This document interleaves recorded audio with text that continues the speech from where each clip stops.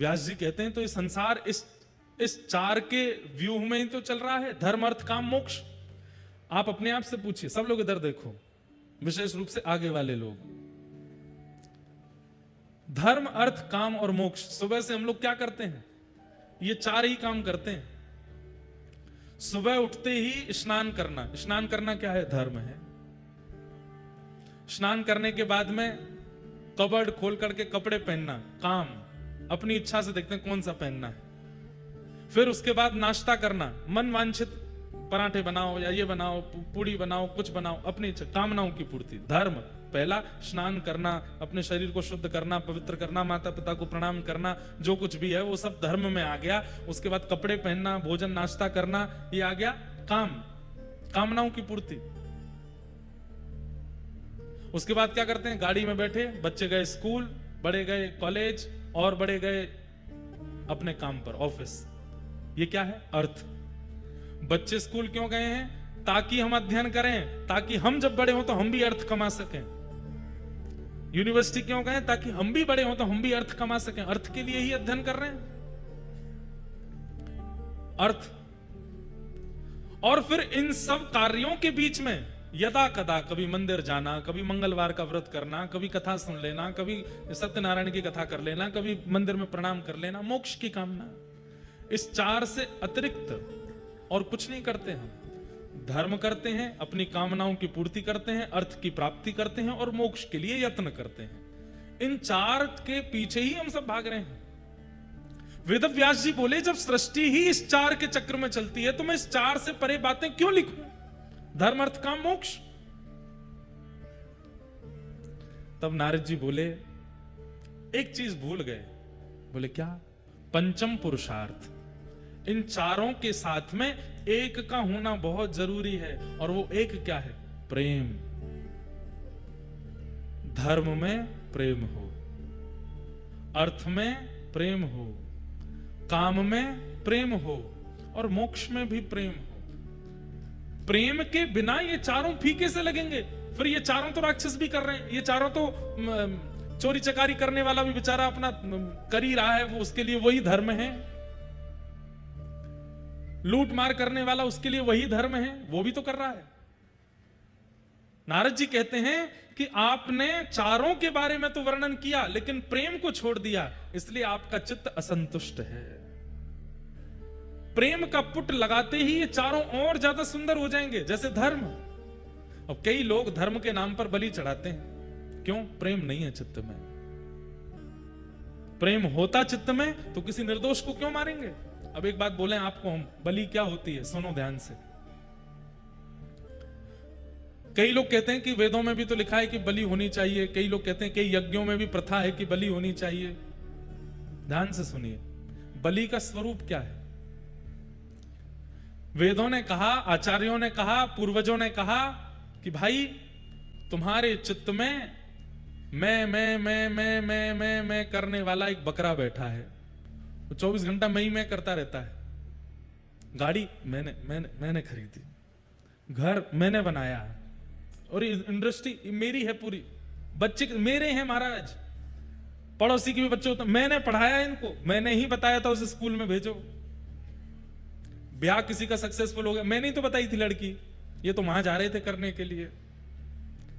हर जगह ये क्रेडिट लेने वाला जो बकरा आपके चित्त में है, विशेष तिथियों में जाइए और जाकर के देवी के सामने उस चित्त के मैं रूपी बकरे की बलि चढ़ाओ, उसको नष्ट करो।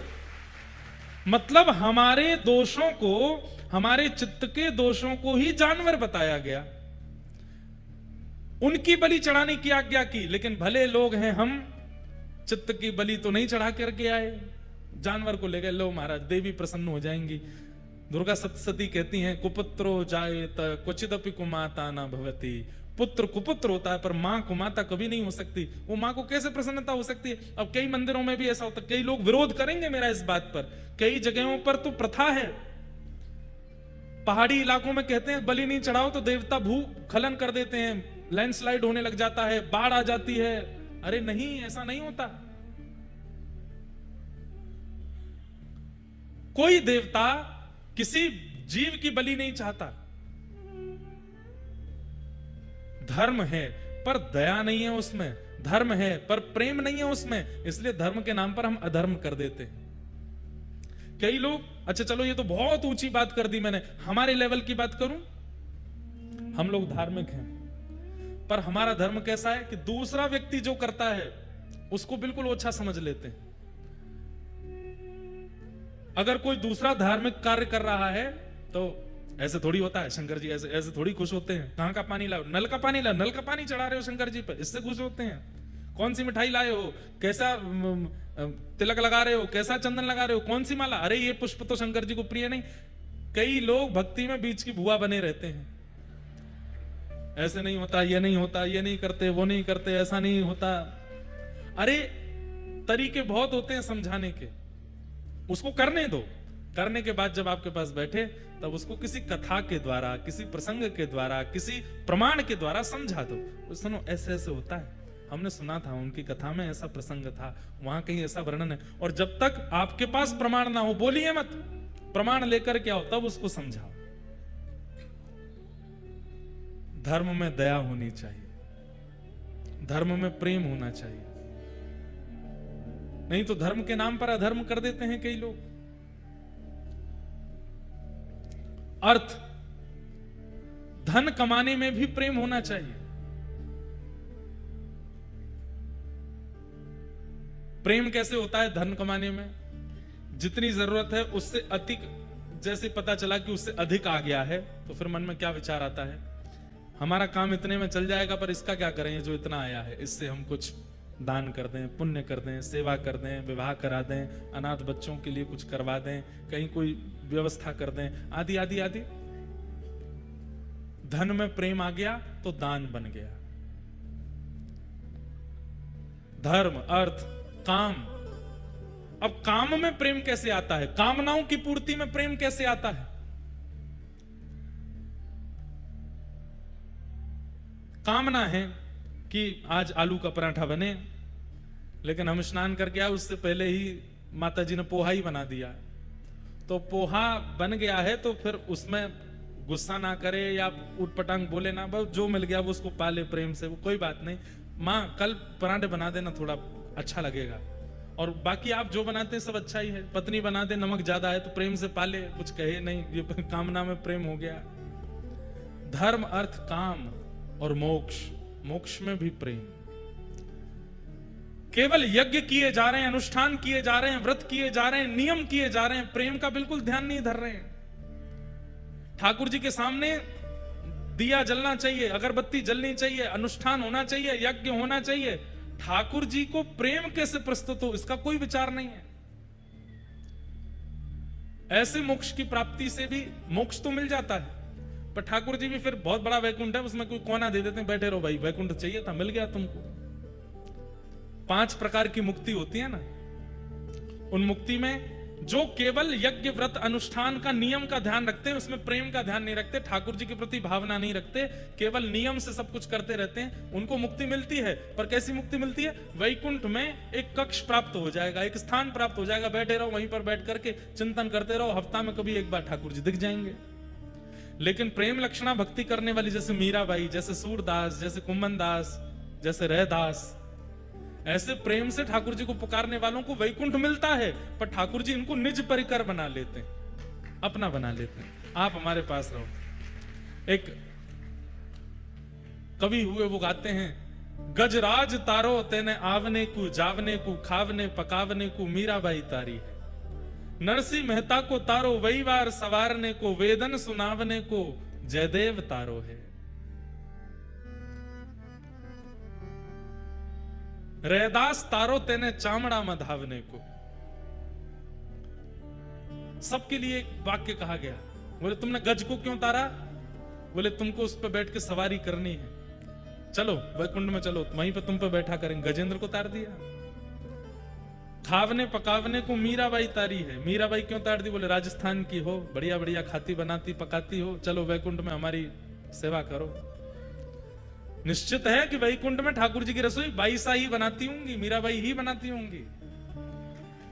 क्यों? वो निज परिकर में आ गई हैं, क्योंकि प्रेम से ठाकुर जी को प्राप्त कर रही हैं, नियम से नहीं, अनुष्ठान से नहीं। इसका मतलब ये नहीं कि मैं अनुष्ठान आदि का, मैं खुद अनुष्ठान करता हूं, पर अनुष्ठान में प्रीति होनी चाहिए। संकल्प जब लेते हैं ना, ब्राह्मण देवता जब संकल्प बुलवाते हैं, उसमें पूछते हैं कि आपकी जो भी इच्छा हो उसको धारण कर लीजिए। उसमें यही इच्छा धारण करना कि हे श्याम सुंदर, आपके चरणों में हमारी प्रीति बढ़े, प्रेम बढ़े, आपसे जैसी प्रीति मेरी संसार में है, धन में है, व्यापार में है, अपनों में है, वैसी प्रीति आप में हो जाए। इस प्रीति के लिए मैं आपका भजन कर रहा हूं, यह अनुष्ठान करा रहा हूं। प्रेम, प्रेम, आपने प्रेम को छोड़ दिया व्यास जी, इसलिए आपके चित्त में संतुष्टि नहीं है। और एक बात कह दूं बंधुओं, धर्म का नाम धर्म रहता है, अर्थ का नाम अर्थ रहता है, काम का नाम काम रहता है, मोक्ष का नाम मोक्ष रहता है, यदि वो प्रेम के बिना होते हैं। लेकिन प्रेम का नाम, प्रेम जब आ जाता है, धर्म का नाम भी प्रेम हो जाता है, अर्थ का नाम भी प्रेम हो जाता है, काम का नाम भी प्रेम और मोक्ष का नाम भी प्रेम। फिर वहां पे इन चारों का कोई अस्तित्व नहीं रहता, वहां प्रेम ही रहता है। हमारे वृंदावन में, हमारा वृंदावन प्रेम प्रधान है। अभी तो हम वृंदावन की ज्यादा अंतरंग चर्चा कर नहीं रहे यहां पर, थोड़ा हम भी समझ रहे हैं आप लोगों को कि उस भाव की आप लोग आस्वादन कर पाओ, तो फिर वृंदावन का रस सुनाएंगे। हमारे वृंदावन में धर्म नहीं है। पूरी दुनिया में ठाकुर जी उठ जाते हैं सुबह 4 बजे, बिहारी जी 8 बजे उठते हैं। कितने बजे उठते हैं? क्यों? लाला है छोटो, देर ते सोयो रात में, सुबह देर ते उठेगो। अब यहां धर्म नहीं है। धर्म क्या कहता है? उत्तिष्ठ उत्तिष्ठ गोविंद उत्तिष्ठ गरुड़ध्वज उत्तिष्ठ कमला कांता त्रैलोक्यम मंगलम कुरु। हमारे ब्रज में ठाकुर जी को मंगल कराने के लिए नहीं उठाते, उठा करके कहें लाला राजी रहे, लाला प्रसन्न रहे, अरे उठ गो नेक्सो सो लाला उठ गो, जय हो लाला की आशीष देते हैं उल्टे ठाकुर जी को। क्यों? धर्म नहीं है, प्रेम है। बिहारी जी में आरती होती है, घंटी नहीं बजती। एकमात्र ऐसा मंदिर है पूरे भारत में जहां घंटी नहीं बजती आरती में। क्यों? लाला है, डर जाएगो, जोरते घंटी बज गई तो लाला घबरा जाएगो, इसलिए घंटी नहीं बजाते। श्रीनाथ द्वारा में शयन आरती 6:30 बजे हो जाती है। अभी कितने बज रहे हैं? बस होने वाली 1 आध घंटे में शयन कर जाएंगे ठाकुर जी। कपाट बंद हो जाते हैं 6:30 बजे, 6 बजे। क्यों? बोले कि भैया जिस समय में लाला व्रजमंडल में थे उस समय में लोग इतनी जल्दी ही सो जाते थे, इसलिए श्रीनाथ द्वारा की परंपरा में ठाकुर जी की मंगला 4 बजे हो जाती है। क्यों? लाला 6 बजे को सोया है, 6:30 बजे को सोया है। धर्म नहीं है, प्रेम। अच्छा, एक और बात, संध्या में उत्थापन के दर्शन होते हैं। हमारे वृंदावन में सारे मंदिर बंद हो जाते हैं 12:30 बजे तक, दोपहर में सारे मंदिर बंद। क्यों? दोपहर में सो रहे हैं ठाकुर जी हमारी आपकी तरह भोजन करके? नहीं, गैया चरावे गए हैं ठाकुर जी, गैया चरावे गए, गौ चारण करने के लिए गए। अब कब खुलेंगे मंदिर? हर मंदिर को नंदालय माना जाता है। क्या माना जाता है? नंदालय, मतलब नंद भवन। और 12:30 के बाद दर्शन इसलिए नहीं होंगे, लाला गयो, गैया चरावे गयो है। अब कब खुलेंगे दर्शन? 4:30-5 बजे होंगे, जब लाला लौट के आ जाएगा। और जैसे ही ठाकुर जी लौट करके आते हैं तो सबसे पहले श्री राधा रमण जी में उत्थापन के बाद में औलाई आरती होती है। औलाई आरती में क्या करते हैं? ठाकुर जी के गाल पे इत्र लगाएंगे, हाथों पे इत्र लगाएंगे। क्यों? बोले मैया अपने पल्लू ते लाला के मुंह को पहुंच रही है। क्यों? मट्टी लगा के आएगा, गैया चरा के आयो है। धर्म नहीं, प्रेम। हमारे वृंदावन में धर्म नहीं है। और वृंदावन की बात सुनो, कैसा वृंदावन? श्री राधा रानी के पग पग पे प्रयाग जहां। हमारे वृंदावन में जितने कदम आप चलते हो, वॉच पहन के जाना जिसमें स्टेप्स काउंट होते हैं, और उसको 0 करके वृंदावन में घूमना। जितने स्टेप्स हो जाएं, आपके 5000 हो गए, 10,000 हो गए, 14,000 हो गए, उतने स्टेप्स को क्या मानिएगा? उतनी बार प्रयाग का दर्शन हो गया। मान लीजिए 10,000 स्टेप्स हुए तो 10,000 प्रयाग दर्शन हो गए। राधा रानी के पग पग पे प्रयाग जहां, केशव की केली कुंज कोटि कोटि काशी है। कहते हैं वृंदावन में भ्रमण करते करते जब आप सघन वन को देखते हैं, कुंज निकुंजों को देखते हैं, तो जितनी कुंज निकुंज देखते हो उतनी बार काशी जाने का फल मिलता है। केशव की केली कुंज कोटि कोटि काशी है, और एक बार नहीं, करोड़ काशी का फल मिलता है एक बार देखने से। बुद्धि चकरा जाएगी, पढ़े लिखे साइंस के स्टूडेंट्स बोलेंगे कुछ भी बोल रहे हैं व्यासपीठ में बैठ के, पर यही तो बात है कि हमारो वृंदावन पढ़े लिखे वाले इनको समझ में ना आवे। हमारे ब्रज में एक पद गाते हैं, उस पद में कहते हैं, प्रेम को प्रमुख यही वृंदावन धाम, प्रेम ही ते पायो श्याम रसिया ने नाम, प्रेम ही ते पायो श्याम रसिया ने नाम, याए जाने कहां गंवार, प्रेम नदिया की सदा उल्टी बहे धार, कौन पावे या को पार, प्रेम नदिया की सदा उल्टी बहे धार, याए जाने कहां गंवार। पढ़े लिखे लोग, उद्धव जी गए थे पढ़े लिखे, ठाकुर जी से कह के गए, आप रो क्यों रहे हो? ठाकुर जी बोले, ब्रजवासियों की याद आ रही है उद्धव, मथुरा जब से आया हूं मैं। परमात्मा हैं आप भगवान हैं, आपका रोना शोभा देता है। ठाकुर जी कहते हैं, मुझे पर ब्रजवासियों ने मुझे अपने प्रेम पाश में बांध लिया उद्धव, मुझे उनकी याद आ रही है। अरे ऐसी बातें मत करिए, वेद हंसेंगे आपके ऊपर। जिन वेदों ने नीति नीति कह करके आपको परमात्मा रूप बना करके प्रकट कराया, उन वेदों को क्या लगेगा जब आप कहेंगे कि आप ब्रजवासियों के लिए रो रहे हैं? ये मोह ममत्व आसक्ति आपके चित्त में, आप तो भगवान हो।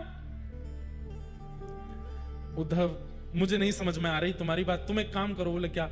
ब्रजवासियों को समझाया हो जो तुम मुझे बता रहे हो कि मैं वेदों से प्रकट होता हूं, मैं परमात्मा हूं, मैं भगवान हूं। सब लोग इधर देखो, ध्यान से सुनना। ठाकुर जी कह रहे हैं, ये बात तुम ब्रजवासियों को बताया। उद्धव बोले, ऐसा बता करके आऊंगा, ऐसा बता करके आऊंगा, जीवन में कभी आपको याद नहीं करेंगे। माया और परमात्मा का रूप क्या होता है प्रकट कर दूंगा ब्रजवासियों के सामने अपनी लच्छेदार वाणी में। अरे मैं बृहस्पति का शिष्य हूं। भगवान बोले, जाओ सुनो, ज्यादा संस्कृत मत बोलना, ब्रजवासी सीधे हैं, मुझे मत समझाओ ठाकुर जी, आप मुझे बोलने में बहुत संकोच होता है, पर आप क्यों भूल जाते हैं कि मैं बृहस्पति का शिष्य हूं? मुझे जाने तो दीजिए। अच्छा कब आओगे तुम? शाम तक आ जाऊंगा। ठीक है, सुनो इधर आओ। ठाकुर जी ने अपना पटका उतार करके गले में पहनाया, मुकुट में से मोर पुच्छ निकाल करके पहनाया। उद्धव बोले, ये क्यों कर रहे हैं आप? इसके बिना जाओगे तो ब्रजवासी तुमसे बात नहीं करेंगे, इससे पता चल जाएगा कि मैंने तुमको भेजा है। अच्छा जाता हूं। 6 महीना बाद लौट करके आए उद्धव जी। कितने महीना बाद? 6 महीना बाद। और 6 महीना पहले जिस उद्धव की वाणी थी, उन उद्धव जी की 6 महीने बाद की वाणी क्या है? अपनी झोली फैलाते हैं और कहते हैं, आशा महो चरण रेणुज श्याम हम श्याम, वृंदावने किमपि गुल्मलतौषधीना। हे विधाता, हे परमात्मा, हे ब्रह्मा, यदि मैंने कोई अच्छे कर्म किए हों और उन अच्छे कर्मों के फल के स्वरूप अगला जन्म मेरा अगर धरती पर होना हो, कृपा करके वृंदावन में दे देना और मेरी प्रार्थना स्वीकार कीजिए, मुझे मानव बना करके मत भेजना। तो क्या बने? आशा महो चरण रेणुज श्याम हम श्याम, वृंदावने किमपि गुल मलतौषधीणाम। छोटा सा पौधा बना करके भेजना, बड़ा पेड़ भी नहीं, ऐसे पौधे की जाति में भेजना जो बड़े होते ही नहीं है, छोटे ही रहते हैं। ब्रह्मा जी प्रकट हो गए, क्या मांग रहे हो उद्धव? छोटा पौधा क्यों? बोले ताकि जब जब हवा चले इन ब्रजवासियों की चरण रज मुझ पर सनाती रहे, सिर से लेके नीचे तक मैं इसी ब्रजरज में सना रहूं, ऐसी कृपा कर। 6 महीना बाद उद्धव जी लौट करके आए। ये लंबी दाढ़ी हो गई, बड़ी केश जटा बन गए थे उनके। जैसे ही मथुरा पहुंचे, भगवान के सामने आ। भगवान बोले, कौन हो भैया, कहां से आए हो? मैं हूं उद्धव। उद्धव, तू तो शाम को आ रहा था, 6 महीना निकल गए। नेत्र सजल हो गए उद्धव के, चरणों में गिर गया। बोले, नाथ मैं एक प्रार्थना करूं आपसे? बोले क्या? शंकर जी को बुला लीजिए, ब्रह्मा जी को बुला लीजिए और कह दीजिए सृष्टि वो संभाल लेंगे, आप तो वृंदावन चलो, आप तो ब्रजवासियों के बीच में रहो, किशोरी जी के पास रहो। इस सृष्टि का भार शंकर जी को, ब्रह्मा जी को दे दीजिए, क्योंकि आपके उपयुक्त स्थान वैकुंठ नहीं है, आपके उपयुक्त स्थान गोलोक नहीं है, आपके लिए उपयुक्त स्थान तो श्रीधाम वृंदावन है, वहीं चलो। उन गोपियों के बीच में रहेंगे ठाकुर जी। गोपियों के घर की बासी दही पाएंगे, आधी रोटी पाकर के चोरी कर करके रहेंगे। इन गोपियों के स्नेह प्रेम के आगे मेरा ज्ञान फीका पड़ गया नाथ।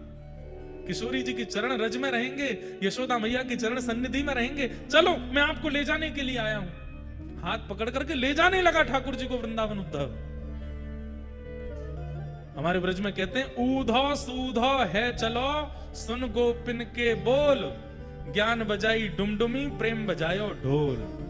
ज्ञान की डुमडुमी बज गई ब्रजवासियों के प्रेम के आगे। एक पंक्ति मुझे मिल जाए, मैं उद्धव गोपी संवाद बहुत ज्यादा कहता नहीं हूं कथा में, क्योंकि भाव स्थिति इतनी आगे चली जाती है कि फिर मैं ही नहीं निकल पाता उससे।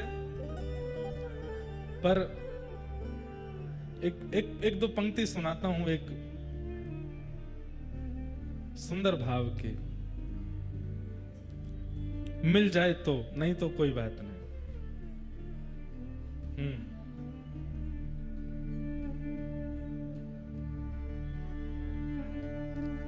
जब उद्धव जी महाराज वृंदावन गए, नंद बाबा से मिले, सोने के रथ में बैठ करके गए थे उद्धव जी। ये बात मैं प्रसंग क्यों सुना रहा हूं? हमारे वृंदावन में धर्म अर्थ काम मोक्ष कुछ भी नहीं है, केवल एक है, क्या? प्रेम। और नारद जी महाराज व्यास जी को यही समझा रहे हैं कि प्रेम का पुट आपने नहीं लगा इसलिए असंतुष्ट हो। तो जब उद्धव जी महाराज नंद बाबा से मिले तो नंद बाबा के सामने बैठकर के उद्धव जी ठाकुर जी की बड़ी प्रशंसा कर रहे हैं। सोने के पलंग पर सोते हैं ठाकुर जी, सोने की पादुका पहनते हैं जिसमें पद्म राग की मणियां जड़ी हुई हैं। ठाकुर जी जब सवेरे उठते हैं तो सुंदर सहनाइयां बजने लगती हैं, माखन मिश्री का भोग लगता है, इतने सेवक उनकी सेवा में रहते हैं, आदि आदि। मतलब ताकि इन ब्रजवासियों को ठाकुर जी का कष्ट ना लगे। इनको पता चलेगा कि ठाकुर जी प्रेम से हैं तो ये लोग उनको भूल जाएंगे। बड़ी बड़ी बातें कर रहे थे उद्धव जी। तब नंद बाबा आए और बोले, उद्धव यहां तो खातो मैया सो रोटी, यहां तो खातो मैया सो रोटी, वाकू मैया सी रोटी मिली है कि ना, ऊधो सीधो बता। उद्धव यहां तो मैं अपने हाथ से रोटी पवाऊं, बलराम अपने हाथ से रोटी पवावे, रोहिणी अपने हाथ से रोटी पवावे, तो लाला पावे ही नहीं, और जबरदस्ती हम पवा भी दें तो वाके बाद भी रो तो रहे। बोले क्यों? मोकू तो मैया के हाथ से खा के पेट भरे, और कोई कितनों पवाए तो मेरा पेट ना भरे। तू कह रहा उद्धव कि मां सोने की थाली में पाते हैं, ऐसे पाते हैं, वैसे पाते हैं, यूं बता दे कि मैया के हाथ की रोटी मिलती है कि नहीं? कन्हैया को यहां तो सो तो बाबा की गोदी, यहां तो सो तो बाबा की गोदी। ऊंचे ऊंचे पलंग बने, मखमल के गद्दे बिछे हैं, लेकिन लाला रात भर छटपटावे। बोले क्यों? बोले नींद तो मुकू नंद बाबा की गोदी में ही आवे और मेरी गोद में आके सोवे। अरे मथुरा जावे से एक रात्रि पहले तक भी मेरी गोद में सोवे लाला। यहां तो सो तो बाबा की गोदी, वहां बाबा की गोदी मिली है कि ना, ऊधो सीधे बता। ए उद्धव वहां वाकू बाबा की गोदी मिल रही है कि नहीं? तू तो ये बता। वाकू यशोदा मैया की हाथ की रोटी मिल रही है कि नहीं? ये बता।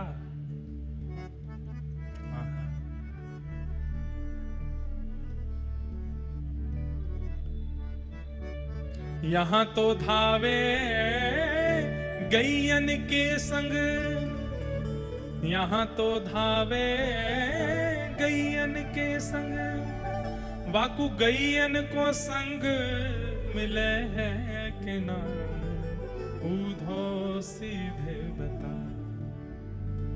गैया ने चरावे जावे मथुरा में ना, वो तो गैया नहीं चराते। बाबा की गोदी में सोवे मथुरा में? बोले ना, वो तो बिस्तर पर सोते हैं। मैया के हाथ की रोटी खावे कि नहीं? बोले नहीं, वो तो थाली में खाते हैं। बोले उद्धव कितने वर्ष हो गए कन्हैया को गए हुए? बोले इतने वर्ष हो गए।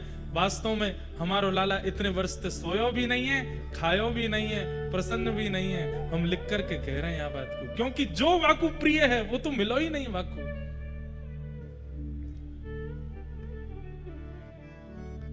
गुजराती में भी एक पद द्वारिका में गाते हैं, नंद मां बने माता यशोदा जी सांभरे, ममतानी मूर्ति मारी रह गई गोकुल मां, छप्पन भोगन थाल धराई के, कांसानी थाली मारी रह गई गोकुल मां, नंद बाबा ने माता यशोदा जी सांभरे, ममतानी मूर्ति मारी रह गई गोकुल।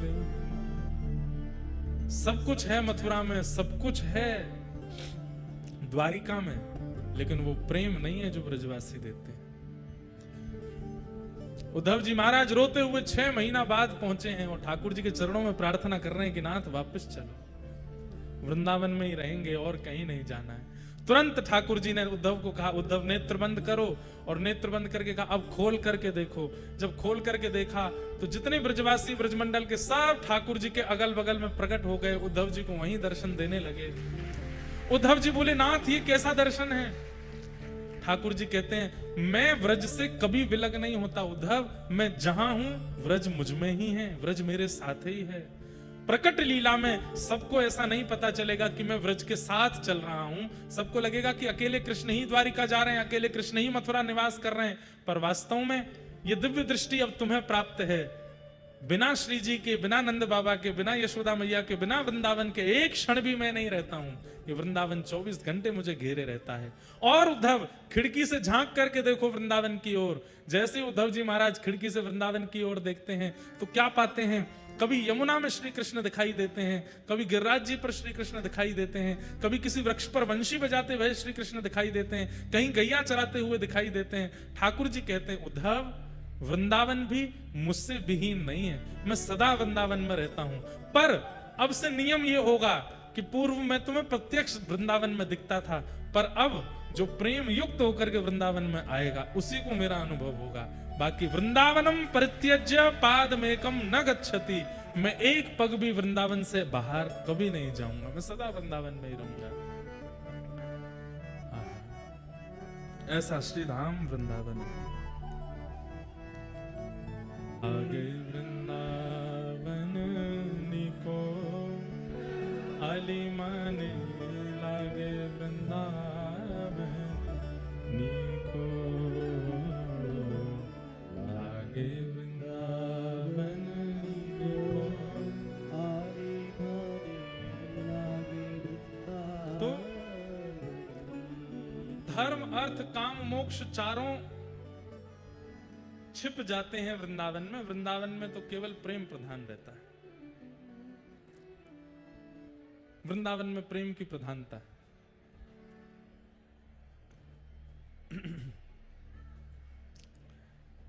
वही बात यहां पर श्री नारद जी महाराज वेद व्यास जी को समझा रहे हैं कि व्यास जी आपने जितना कुछ भी लिखा है उसमें प्रेम की प्रधानता नहीं है, इसलिए आपका चित्त अशांत है।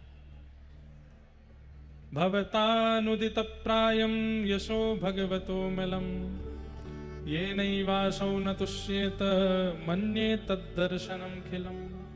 आप उसमें प्रेम की प्रधानता करो।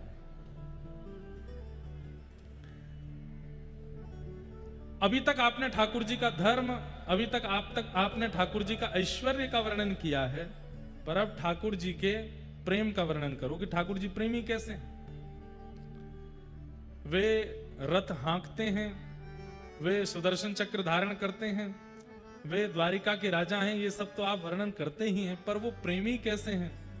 कृपा करके अब ऐसे भावों का वर्णन करो जिनको श्रवण करने के बाद में श्रोता के चित्त में उनके प्रति भगवत बुद्धि के अलावा प्रेम बुद्धि भी प्रकट हो। ठाकुर जी के प्रति ऐसी भावना आ जाए, ये तो हमारे हैं, ये तो मेरो है, ये अपनत्व की भावना प्रकट हो, ऐसी कथा आप लिखो, तब आपके चित्त को शांति मिलेगी। तब वेद व्यास जी महाराज ने मन में विचार किया और विचार करके अब ठाकुर जी के ऐश्वर्य को छिपा करके ठाकुर जी के स्वभाव का वर्णन जिस शास्त्र में किया वो श्रीमद् भागवत है। कंबा दयालुम शरणम ब्रजेम अहो वकीयम स्तनकालकूटम जिघांक्षयापा यदप्य साध्वी लेभे गतिम धा त्रुचिताम ततोन्यम कंबा दयालुम शरणम ब्रजेम। ठाकुर जी के स्वभाव का वर्णन किया। कैसा स्वभाव है? वही जगत नियंता जगदाधार जो अंतर ध्यान होने की सामर्थ्य रखते हैं, जो तीनों लोगों को अपनी भ्रकुटी पर धारण करते हैं, उनकी व्रज में क्या स्थिति है? एक दिन यशोदा मैया के गौरस भंडार में मटका फोड़ दिया ठाकुर जी ने, और उनके घर में जाए जाए करके तो मटका फोड़े ही हैं। लेकिन आज यशोदा जी के गौरस भंडार में जब मटका फोड़ो, मैया बोली आज लाला को नहीं छोड़ूंगी, या को बताऊंगी। मैया पीछे छड़ी लेकर के भाग रही, आगे आगे लाला भाग रहा है।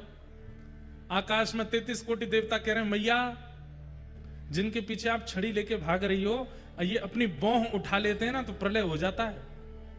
आपका कैसा सौभाग्य, आपसे डर के भाग रही है। ठाकुर जी को भय नहीं है किसी से, लेकिन प्रेम के वश ठाकुर जी भयभीत होकर भाग रहे हैं।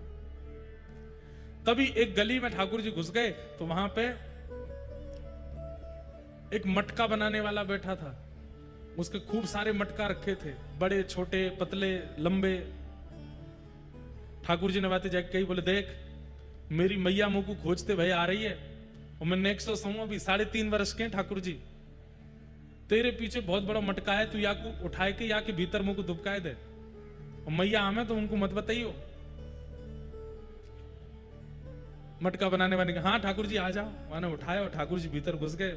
जैसी धरो मैया आई, मैया ढूंढती भाई सब जगह, लाला को देखो लाला को देखो। सबने मना करी ना है लाला तो ना है, मैया ढूंढ रही है।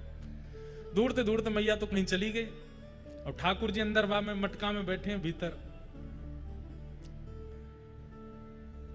20-25 मिनट हो गए, आधा घंटा है गए, तो ठाकुर जी भीतर थे। बोले लाला अब जब मटका को हटाए दे।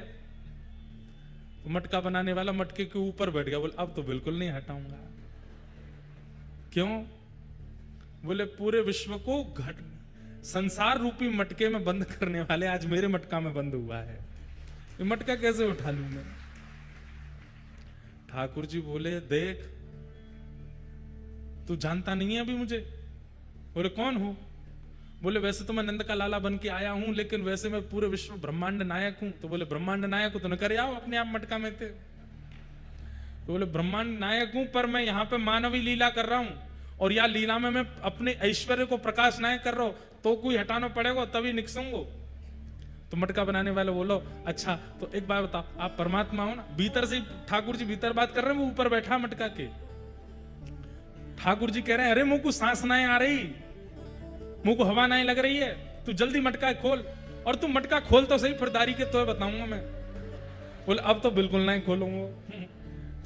ठाकुर जी पहले तो रोज दिखाने लगे, धमकियां देने लगे। जब बहुत देर हो गई तो ठाकुर जी बोले देख लाला तू कहेगो तो मैं तेरे काजे घर ते माखन ले आऊंगो, तेरे काजे तू कहेगो यशोदा मैया ते रोटी बनवा लाऊंगो, तू कहेगो तो जब तक तू रहेगो संसार में तब तक एक समय की रोटी तेरी नंद भवन में यशोदा मैया ते कह दूंगो, वो निकाल दे। मटका बनाने वाला बोलो ये सब चीज नहीं चाहिए मुझको। तो कहा चाहिए वो बता दे। बोले आप वैकुंठाधिपति हो? बोले हाँ। यूं कह दो कि मैंने तो वैकुंठ दियो, मुंह को मोक्ष दे दो, ऐसा वचन मुंह को दे दो। और मोक्ष भी केवल वैकुंठ में कोई कोनो नहीं चाहिए, वैकुंठ जाकर के आपकी सेवा मिले, ऐसी कृपा मुंह पे करो। ठाकुर जी बोले ठीक है तो को वैकुंठ दे दूंगो, अब खोल दे जल्दी मटका है। मटका बनाने वालों बोलो 22 साल पहले मेरो ब्याह भयो, पत्नी घर में अकेली छोड़ के मैं कैसे वैकुंठ चलो जाऊंगो? ठाकुर जी मटका के भीतर थे। बोले तो तू माऊ ब्याह रचावे को वैकुंठ जाके हो, मतलब दंपति के संग ब्याह करते हुए मोक्ष लेगो? बोले ठाकुर जी पत्नी तो 7 जन्मन के संग को हमने वचन लियो, बाकी भी मुक्ति कराओ। ठाकुर जी बोले तो को भी मुक्ति दूंगो, वा को भी मुक्ति दूंगो। अब इस लीला में क्या है, ठाकुर जी ऐश्वर्यवान हैं, लेकिन मटका बनाने वाले के प्रेम के अधीन होकर के अपने ऐश्वर्य को भूल के मटका के भीतर बैठे हैं, और वहां ऐश्वर्य का प्रमाण, ऐश्वर्य का लोभ मांग रहा है मटका बनाने वाला,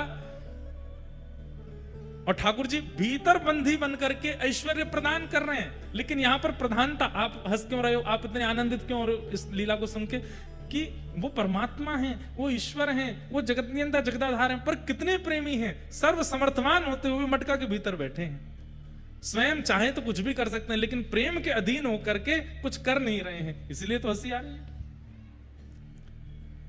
मटका बनाने वाले बोलो दोनों उनको मुक्ति दोगे, कहो तो खोलूंगा। ठाकुर जी बोले तो वह दूंगो, तेरी पत्नी में दूंगो, अब तो निकाल दे मुंह बाहर। मटका बनाने वाले बोलो दो छोटे छोटे बालक हो रहे मेरे, उनको भी दे दो। अरे उनको भी दे दूंगो, तेरे मैया पितान को भी दे दूंगो, तेरे परदादा परदादी को भी दे दूंगो, और सुन तेरे कुल जहां से प्रारंभ है महासवन को दे दूंगो, तुम को बाहर निकाल यहां पे। नहीं निकाला। ठाकुर जी बोले अब का है गो, बोले मेरे कुल खानदान की गई, पत्नी के कुल खानदान, बाकी भी किस पीढ़ी न तारो। ठाकुर जी बोले तू बाहर तो निकाल, वो तो बताऊंगो। भीतर ठाकुर जी हल्ला करने लगे, मचलन लगे। तो मटका बनाने वाला बोलो देख लो, मैं बाहर निकाल दूं। बोलो वही तो कह रहा हूं, तू बाहर तो निकाल। मटका बनाने वाला देखा दूर यशोदा मैया डोली, तो यशोदा मैया तो इशारा करें यहाँ पे आओ। मैया दौड़ी दौड़ी आई, कहाँ लाला, वो अभी निकालू। सोई मटका खोल दियो। ठाकुर जी निकले, कहाँ को है, बोले मोह बात देखो, पीछे देखो, पीछे देखो तो यशोदा मैया खड़ी। अच्छा दारी की यहाँ छुप के बैठा, चल। हाथ पकड़ करके ठाकुर जी लेके, कुछ नहीं कर पाए उसका। नारद जी महाराज वेद व्यास जी से बोले ऐसी कथा आपने कहां लिखी बताओ। व्यास जी बोले ये तो नहीं लिखी। बोले इसीलिए आपका मन अशांत है, क्योंकि आपने ठाकुर जी के ऐश्वर्य का वर्णन किया है, ठाकुर जी के स्वभाव का वर्णन नहीं किया है, ठाकुर जी के लीला का वर्णन नहीं किया। वो कोमल कितने हैं, वो प्रेमी कितने हैं, उनका स्वभाव कैसा है, उनका व्यवहार कैसा है, इसका वर्णन आपने नहीं किया। प्रेम की प्रधानता नहीं बताई है, इसलिए आपका मन अशांत है। अब एक ऐसा ग्रंथ लिखो जिसमें ठाकुर जी के स्वभाव प्रधान, प्रभाव नहीं। प्रभाव सबको पता है, दुनिया जानती है ठाकुर जी का प्रभाव। आपने महाभारत में एक से एक प्रभाव बताया ठाकुर जी के, विराट रूप का वर्णन किया, भगवान के सुदर्शन चक्र धारण का वर्णन किया, पूरे महाभारत युद्ध में कैसे भगवान ने अर्जुन को विजय दिलाई, सबने प्रभाव देख लिया ठाकुर जी का। प्रभाव से प्रभावित होकर के रुचि प्रकट होना वो उत्तम प्रेम नहीं है। ध्यान से सुनिएगा, प्रभाव से प्रभावित होकर के किसी के समीप जाना और उससे प्रीति होना वो प्रेम नहीं है। कई लोग प्रभाव में आकर के ब्याह कर लेते हैं। किसी का प्रभाव देख लिया, लड़की का प्रभाव देख लिया, लड़का का प्रभाव देख लिया। प्रभाव में क्या क्या आता है, रूप सबसे पहला, प्रभाव रूप में। प्रभाव में दूसरा क्या आता है, यौवन, युवावस्था। प्रभाव में तीसरा आता है संपत्ति। प्रभाव में चौथा आता है ऐश्वर्य, नाम, प्रतिष्ठा। और प्रभाव में पांचवा आता है मद, अभिमान। इन पंच गुणों से युक्त व्यक्ति प्रभावशाली होता है, जिसके पास रूप भी है, यौवन भी है, संपत्ति भी है, रूप, यौवन, संपत्ति, ऐश्वर्य भी है, और उसका मद भी है, मान भी है। कई लोग उसी से प्रभावित होकर के फिर ब्याह कर लेते हैं। अच्छा रूपवान, कई लोगों के पास से पांचों नहीं होते, पांच में से कोई एक होता है तो भी प्रभाव होता है। कोई व्यक्ति धनवान नहीं है, यौवन मधुर नहीं है, धन संपत्ति नहीं है, ऐश्वर्य नहीं है, लेकिन रूप बहुत अच्छा है, उससे ब्याह कर लेते हैं। ब्याह का एक शब्द कह रहा हूं, संबंध किसी भी रूप में, किसी को स्वीकार करना। रूप, यौवन, संपत्ति, ऐश्वर्य और मद, ये प्रभाव है। लेकिन जब व्यक्ति उस प्रभावशाली व्यक्ति के अति सामीप्य में रहने लगता है, जिससे विवाह किया, उसके साथ कुछ समय बिताने लगता है, फिर धीरे धीरे धीरे धीरे उसके स्वभाव से जब परिचित होने लगता है, फिर क्या होता है, वही प्रभावशाली व्यक्ति अच्छा नहीं लगता। फिर वो प्रिय नहीं लगता, फिर उससे दूर रहने की इच्छा होती है, फिर उससे दूर हो जाने की इच्छा होती है। इसलिए कभी दूर होना ही ना पड़े, इसलिए प्रभाव देख के जाओ ही मत, स्वभाव के पास जाओ, स्वभाव देख करके किसी को स्वीकार करो। भगवान का भी प्रभाव सब देखते हैं, सबको पता है,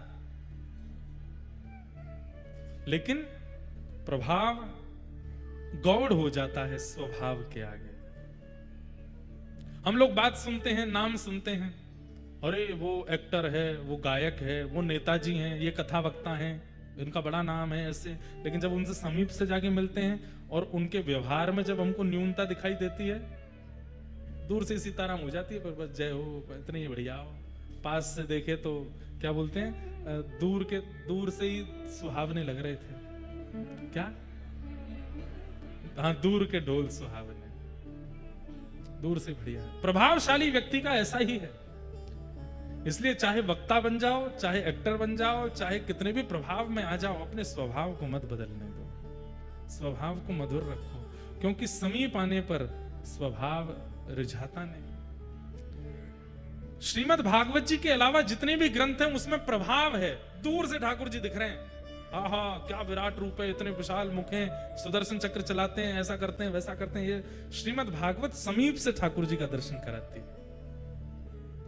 जन्म लेते हैं तो ठाकुर जी कैसे लग रहे हैं, व्रज में ठाकुर जी कैसे विहार कर रहे हैं, गैयाओं के संग कैसे, कल से सारी लीलाएं आएंगी ठाकुर जी की, गोपियों के संग कैसा व्यवहार, अपने सखाओं के साथ कैसा व्यवहार, ब्रजवासियों के साथ कैसी लीला, किशोरी जी के साथ कैसी लीला। उन सब लीलाओं को जब हम सुनते हैं तो नेत्र सजल हो जाता है, प्रेम आनंद से भर जाता है। क्यों? क्योंकि वही श्री कृष्ण का स्वभाव है और वो श्रीमद् भागवत में वर्णित है। इसलिए व्यास जी ऐसा कुछ लिखिए जिसमें प्रेम प्रधान हो। तब वेद व्यास जी महाराज कहते हैं, ठीक है, अब मैं ऐसी रचना करूंगा जिसमें ठाकुर जी का प्रभाव नहीं, स्वभाव हो। और तब भागवत जी की रचना हुई। भागवत जी की रचना करके वेद व्यास जी महाराज लोकस्य जानतो विद्वांस चक्रे सात्वत संहिताम, एक ऐसी संहिता का निर्माण किया जिसके निर्माण के बाद वेद व्यास जी स्वयं आनंदित हो गए और आनंदित होने के बाद अपनी कलम को, अपनी लेखनी को प्रवाहित कर दिया नदी में। बस अब मुझे परम सुख मिला, अब मुझे परम आराम मिला है, अब मेरे चित्त को ऐसा आनंद हो रहा है कि अब मुझे इससे आगे कुछ लिखने की आवश्यकता नहीं है, मैंने भागवत ग्रंथ की रचना कर दी। लेकिन अब भागवत को घर घर तक, जन जन तक पहुंचाएं कैसे, अब लोगों में इसका प्रचार कैसे हो। तब वेद व्यास जी महाराज ने अपने पुत्र का चिंतन किया। वेद व्यास जी के पुत्र कौन? श्री सुखदेव जी महाराज। सुकाचार्य जी का स्मरण किया। बंधुओं, सुखदेव जी कौन है? बहुत दिन बाद कथा याद आई है, सुना देते हैं।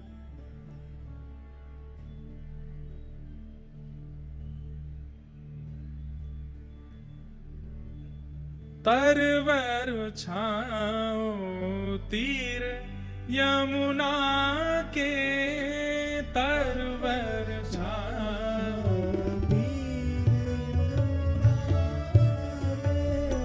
तरवर छाओ तीर यमुना के, तरवर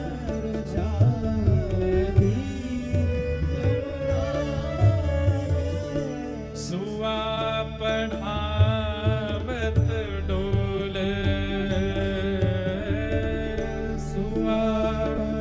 सुआ मतलब तोता। हमारे अब बहुत ध्यान से सुनिएगा, सुखदेव जी कौन? तरवर छाओ तीर यमुना के, सुआ पढ़ावत डोले। किशोरी जी, जैसे आजकल बच्चों को एक आदत होती है, फोन में, आईपैड में, आईपॉड में गाने सुनते रहते हैं, ऐसी हमारी किशोरी जी भी सुनती रहती हैं। लेकिन तब फोन आईफोन तो होते नहीं है, तो क्या करें। और क्या सुनना प्रिय है? ठाकुर जी का नाम सुनना प्रिय है। कृष्ण, माधव, मुकुंद, मधुसूदन, केशव, मुरारी, हरि, ये सारे नाम जब किशोरी जी सुनती है ना, आनंदित हो जाती हैं, झूमने लगती हैं, नाचने लगती हैं। पर कौन सुनाए? तब किशोरी जी ने ललिता विशाखा से कहा कि 24 घंटे मेरे पास नाम चलता रहे, कृष्ण नाम, कृष्ण की अलग। अच्छा, किशोरी जी नाम नहीं सुनती, जैसे मधुसूदन, मधुसूदन नाम बोलते किशोरी जी मधुसूदन क्यों है ठाकुर जी, उसका चिंतन करती हैं। मुरारी क्यों है ठाकुर जी, उसका चिंतन करती हैं। गोपाल, तो जैसे गोपाल कहा तो गैया चराते हुए ठाकुर जी का चिंतन करने लगती हैं। गिरधारी, जैसे ही गिरधारी बोलते हैं तो गिरिराज्य धारण किए हुए ठाकुर जी का चिंतन करती हैं। किशोरी जी के नेत्रों से आंसू गिरते रहते हैं, ठाकुर जी का अनुभव अनुसरण करती रहती हैं। पर कोई ऐसा मिले जो 24 घंटा नाम सुनाता रहे, सोते उठते जागते खाते पीते हमेशा नाम चलता रहे। तब ललिता जी एक सुख पक्षी को लेकर के आई, एक तोता को, और कहा हे श्यामाजू जे तोता है और जाको एक स्वभाव है, कहा जे रट के सुनाए दे। तो एक दिना तो आप या को रटाओ और अगले दिना पूरे दिना याते सुनो, ऐसा आप कर ले करो। किशोरी जी एक दिन तो पूरे नाम याद कराती हैं, तोता एक दिन में पूरा रट लेता है। अगले दिन किशोरी जी कुछ नहीं बोलती, वो तोता ही बोलता रहता है। कभी किशोरी जी कंधा पे आके बैठ जाता है, कभी किशोरी जी के सिर पे बैठ जाता है, कभी हाथ पे आके बैठ जाए, कभी कहीं विराज जाए, और उसके मुख से निकलने वाले नामों को सुनकर के किशोरी जी अति आनंदित होती हैं। तरुवर छाओ तीर यमुना के सुआ पढ़ावत डोले, किशोरी जी तोता को पढ़ाती रहती हैं। एक दिन श्याम सुंदर आए, ठाकुर जी आए। जैसे ही ठाकुर जी आए सब ने दंडवत प्रणाम किया, सब चमड़ डोरा रहे हैं, पंखा झल रहे हैं, कोई ठाकुर जी को बीड़ी पवा रहा है, कोई लड्डू पवा रहा है, सब सखियां ठाकुर जी को मनोहार कर रही हैं, सब वंदन कर रही हैं। और किशोरी जी सब सखियों को देख रही हैं कि ठाकुर जी की खातिरदारी में कोई कमी तो ना कर रहा। तभी किशोरी जी की दृष्टि पड़ी उस तोते के ऊपर। सबने प्रणाम किया पर उस सुख पक्षी ने प्रणाम नहीं किया, उस तोते ने वंदन नहीं किया। ठाकुर जी जब चले गए तब किशोरी जी ने उस तोते को बोला, सुनो इधर आओ। फिर से शुरू हो गया, मधुसूदन मुरारी मनोहरी, ठाकुर जी के मधुर मधुर नाम सुनाने लगा। बोले नाम मत सुनाओ, ये बताओ श्याम सुंदर आए थे, सबने प्रणाम किया, तुमने प्रणाम क्यों नहीं किया? सुख पक्षी बोले वो कौन थे जो आए थे, मैं तो नहीं जानता। अरे वो वही मदन मोहन जिनका तुम नाम बोलते। बोले कौन मदन मोहन? मुझे केवल नाम पता है पर उसका अर्थ नहीं पता, और नामी को मैं जानता नहीं। किशोरी जी बोले ओ याने रट ली हो बस, जाने ना है। तब किशोरी जी बोली हे सुख पक्षी, अब मैं तो को तभी स्वीकार करूंगी जब तू जितने नाम गावे वह नाम गावे वाले नामी को पहचान करके आवेगो, वह के बारे में जान के आवेगो, परिपूर्ण रूप से उनकी पूरी जानकारी। कभी ठाकुर जी की किसी भी गुण, किसी भी स्वभाव, किसी भी कर्म, किसी भी व्यवहार से तुम वंचित ना रहो, सब तुमको पता हो। क्योंकि जो कृष्ण को जाने वो मुझ को प्रिय है, और जब तक तू कृष्ण को जान के नहीं आवेगो तब तक मैं तुमको स्वीकार नहीं करूंगी। अब जाओ। तब किशोरी जी उत्सुक व्याकुल हो गया, ललिता विशाखा जी के पास गया। किशोरी जी मुंह को दूर कर रही हैं, कोई कृपा करो ना। बोले कृपा का जा करके ठाकुर जी को अनुसंधान करके आ, श्रवण करके आ, सत्संग करके आ, कौन है ठाकुर जी समझ के आ। तब उस सुख ने जाकर के घनघोर तपस्या की, और तब के कारण वही सुख जब अमर कथा सुना रहे हैं देवादिदेव महादेव पार्वती को, वहीं वो सुख पक्षी महादेव के ठीक पीछे प्रकट हुआ और पूरी कथा श्रवण कर रहा है। महादेव ठाकुर जी की एक एक लीला श्रवण करा रहे हैं। ठाकुर जी की बाल लीला सुनाई, गोवर्धन लीला सुनाई। जैसे ही रास लीला सुनाने लगे, रास लीला में रास का प्रसंग आते ही पार्वती जी इतनी उन्मत्त हो गई कथा में कि पार्वती जी को एक नियम दिया था, क्या कि हर 20 मिनट, हर 20 सेकंड में ओम ओम ओम शब्द का उच्चारण करती रहना। क्यों? क्योंकि मैं नेत्र बंद करके कथा सुनाऊंगा, तुम सुन रही हो, इसका मुझे प्रमाण प्राप्त होता रहे। लेकिन रास बिहार की लीला आते ही ऐसी उन्मत्त हो गई पार्वती जी, नृत्य करने लगी। उनको लगने लगा मैं कथा नहीं सुन रही हूं, मैं भी रास बिहार की एक गोपी हूं, मैं भी श्याम सुंदर के साथ में रास कर रही हूं। जैसे ही पार्वती जी रास में प्रविष्ट हो गई, अपने मानसी में ओम शब्द का उच्चारण विस्मृत हो गया। थोड़ी देर जब ओम का उच्चारण नहीं हुआ तो पीछे बैठे तोता ने मन में विचार किया, कथा विक्षिप्त हो जाएगी, कथा यहीं रुक जाएगी अगर ओम शब्द का उच्चारण नहीं हुआ। तो पार्वती जी के स्वर में उस सुख पक्षी ने ओम उच्चारण करना प्रारंभ किया। 7 दिन की कथा पूरी होते ही जैसे ही महादेव ने जय जयकार कराई, पार्वती जी के नेत्र खुले। नेत्र सजल हैं। महादेव बोले देवी कथा संपन्न हुई। अरे अभी रास हुआ है, रास के बाद में क्या क्या लीलाएं हुई? अभी तो मथुरा लीला, द्वारिका लीला, रुक्मिणी विवाह, कई प्रसंग अभी अधूरे रह गए। महादेव इतनी जल्दी कथा विश्राम मत कीजिए। महादेव बोले अरे हमने सब सुना दिया, मथुरा लीला भी हो गई, द्वारिका लीला भी हो गई, रुक्मिणी विवाह भी हो गया, सब पूर्ण हो गया, अभी अभी पूरी कथा विश्राम हुई है। पार्वती जी बोली पर मैं तो रास का ही चिंतन कर रही थी, और रास में श्याम सुंदर मेरे साथ नृत्य कर रहे हैं उसका अनुभव कर रही थी। महादेव बोले रास में अगर तुम अनुभव कर रही थी, मानसी में रास चल रहा था तो उस समय मुख से ओम शब्द का उच्चारण तुम्हारे तो नहीं हो रहा था, कौन कर रहा था? जैसे देखा तो सुख पक्षी वहां बैठा है। महादेव को क्रोध आ गया और क्रोध के कारण बोले कि तुम्हें व्यास पीठ के पीछे बैठ करके ज्ञान का अर्जन किया है जो कि शास्त्र निषिद्ध है, इसलिए मैं तुम्हारा वध करूंगा। त्रिशूल लेकर के भागे। सुख पक्षी उड़ता हुआ हिमालय की कंदराओं में पीछे पीछे महादेव जा रहे हैं। तभी वह सुख पक्षी हिमालयों में उड़ता हुआ पहुंच गया कहां? बद्रिकाश्रम, जहां पर श्री वेदव्यास जी महाराज सरस्वती नदी के तट पर विराजमान हैं। वहीं उनकी पत्नी बिट्टिका मुख खोल करके जलपान कर रही थी। छोटे से सुख पक्षी ने तुरंत उनके मुख में से गर्भ में प्रवेश कर लिया और गर्भ में जाकर के विराजमान हुए। 12 वर्ष तक, 9 महीने नहीं 12 वर्ष तक अपनी मैया के गर्भ में रहे। कौन? श्री शुकाचार्य जी। 7 दिन जो जो कथा में श्रवण किया वे महादेव से उसका केवल चिंतन करने लगे। 12 वर्ष बाद श्लोक स्फुटित होने लगे। जब वही शुकाचार्य जी अपने मुख से स्वर में श्लोक गाने लगे तो विटिका जी वेदव्यास जी के पास गई और बोली मुझे ऐसा लगता है कि कभी कभी मेरे भीतर से कोई श्लोक उच्चारण कर रहा है।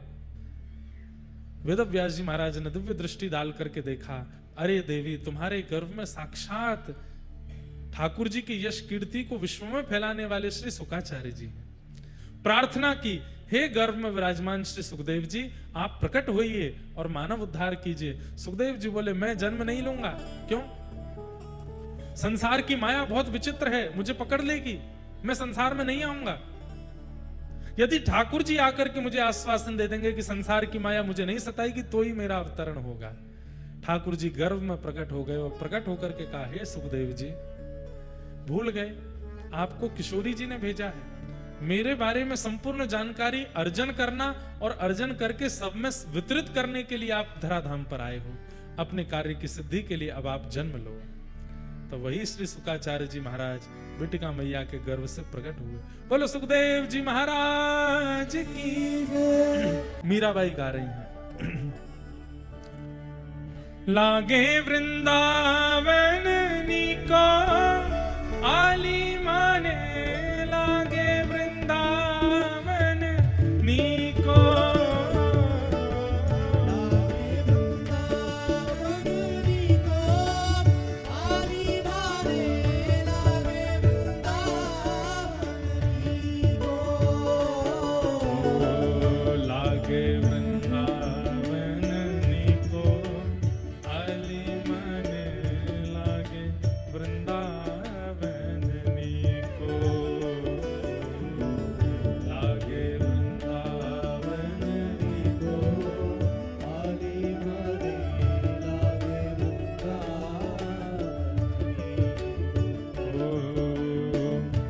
घर घर तुलसी ठाकुर सेवा, घर घर तुलसी ठाकुर सेवा, घर घर